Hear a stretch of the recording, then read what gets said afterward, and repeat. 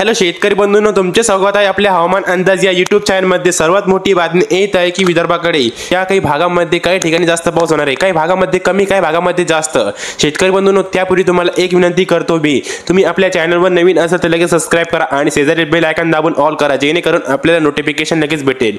शेतकरी बंधूंनो, आत्ताची सर्वात मोठी बातमी येत आहे की विदर्भाकडे अमरावती, अकोला, भंडारा या काही जिल्ह्यांमध्ये आपल्याला या काही भागांमध्ये थोडी जास्त पावसाला सुरुवात आपल्याला आज मध्यरात्री दिसेल किंवा उद्या दुपारनंतर दिसेल। शेतकरी बंधूंनो, बुलढाणा, चंद्रपूर, गडचिरोली, गोंदिया, नागपूर, वर्धा, वाशिमच्या या काही परिसरामध्ये आपल्याला तुरळक ठिकाणी मुसळधार स्वरूपाचा पाऊस होणार आहे। शेतकरी बंधूंनो, पुढची बातमी येत आहे की खानदेशकडे आणि उत्तर महाराष्ट्र म्हणजेच खानदेश, जळगाव, धुळे, मनमाड, नंदुरबार या काही परिसरामध्ये आपल्या तुरळक ठिकाणी मुसळधार स्वरूपाचा पाऊस आपल्याला आज दिसणार आहे, काही भागामध्ये उद्या पण दिसू शकतो। शेतकरी बंधूंनो, औरंगाबाद, जालना, परभणी, बीड, हिंगोली, उस्मानाबाद आणि हिंगोलीच्या काही परिसरामध्ये आपल्याला या काही भागामध्ये, बीड, परली या काही परिसरामध्ये आपल्याला तुरळक ठिकाणी मुसळधार स्वरूपाचा पाऊस आपल्याला आज दुपारनंतर किंवा मध्यरात्रीपर्यंत दिसेल।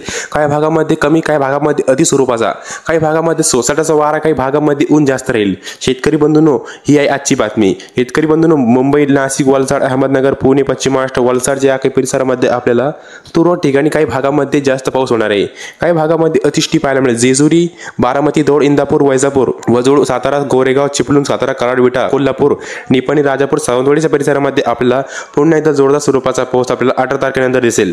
काही भागामध्ये आपल्याला आज तुरळक ठिकाणी मुसळधार स्वरूपाचा पाऊस होईल। उत्तर महाराष्ट्रामध्ये थोडा जास्त पाऊस, पश्चिम महाराष्ट्रामध्ये थोडं कमी आणि काही भागामध्ये जास्त पाऊस होऊ शकतो।